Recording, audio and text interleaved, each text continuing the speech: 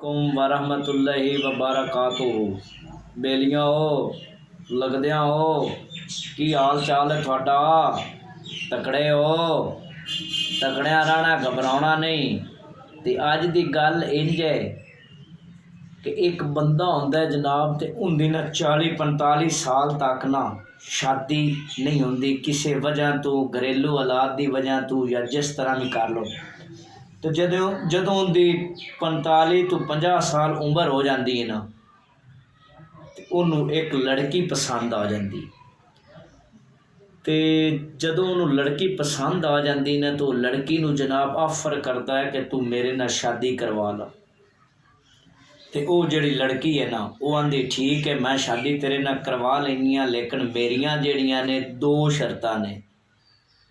वो बंदा आंदा दस किहड़ियां शर्तां ने? वो आंदा है कि वो लड़की आंदी 2 पहली शर्त तो यह है कि तू जदों भी बाहरों आना है, रात नूं आवें, दिने आवें, शाम आवें, जिस टाइम ही आवें, तू दरवाज़ा नहीं खड़काउणा। जिहड़ी अपनी कंध है, दीवार है, वो टप के अंदर आना है। पहली शर्त मेरी ये है। वो बंदा आंदा ठीक है। वो जनाब लड़की जिहड़ी है दूसरी शरत आंदी कि दूसरी मेरी शरत ये है कि तू वड्डे बंदियां दी, बाबियां दी मजलिस विच नहीं बाणा, उन्हां कोल नहीं बाणा।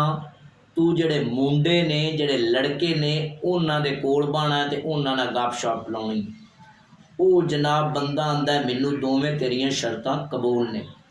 उन्हां दी हो जाती शादी।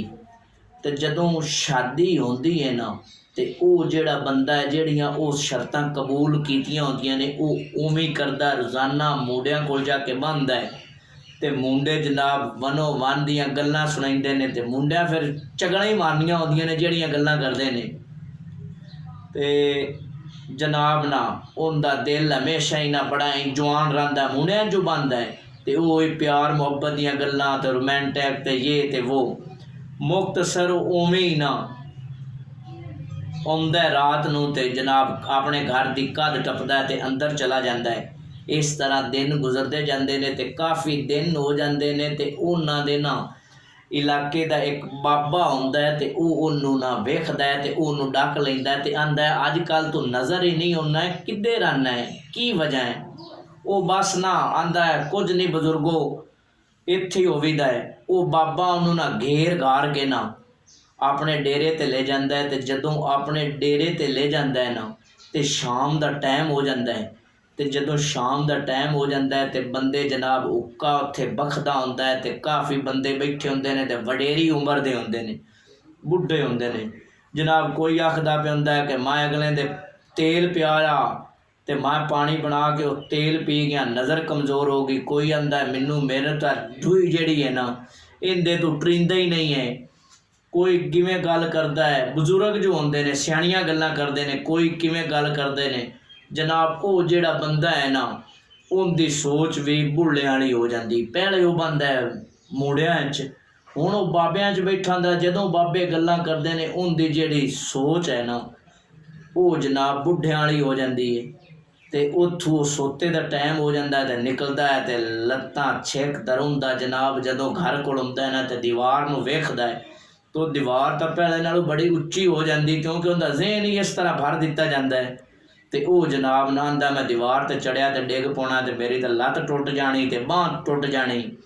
मुख्तसर दरवाज़ा खड़काउंदा है ना, तो उनकी जनाब जिहड़ी घर वाली है, वो दरवाज़ा खोलती नहीं। तो वो आंदी है कि मैं तैनूं आख्या ना, कि तू शरत भी लिखाई है, रखवाई आई कि मुंडियां च बहना है, बाबियां कोल नहीं बहना। अज तू बाबियां दे विच बह के आया है ना, तो ये काम हो गए।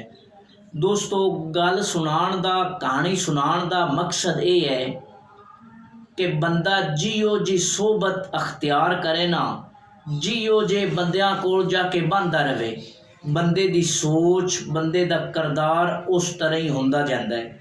अगर बंदा चंगे बंदियां कोल बहंदा है, तो वो बंदा बन जाता है चंगा। अगर बंदा बुरे बंदियां दी सोहबत च बहंदा है, उन्हां कोल जाके गल्लां बातां सुनदा है, तो जनाब उस बंदे दा ज़हन बुराई अल्ले टुर जाता है। तो इस वास्ते बेलियो ते लगदे हो, उठना बैठना भी होवे ना तो चंगी सोहबत चंगे बंदियां कोल सियाणियां बंदियां कोल बैठा करो जिथों कोई थानू हासिल चीज़ हो जाए। अल्लाह थानू खुश रखे। अल्लाह निगहबान।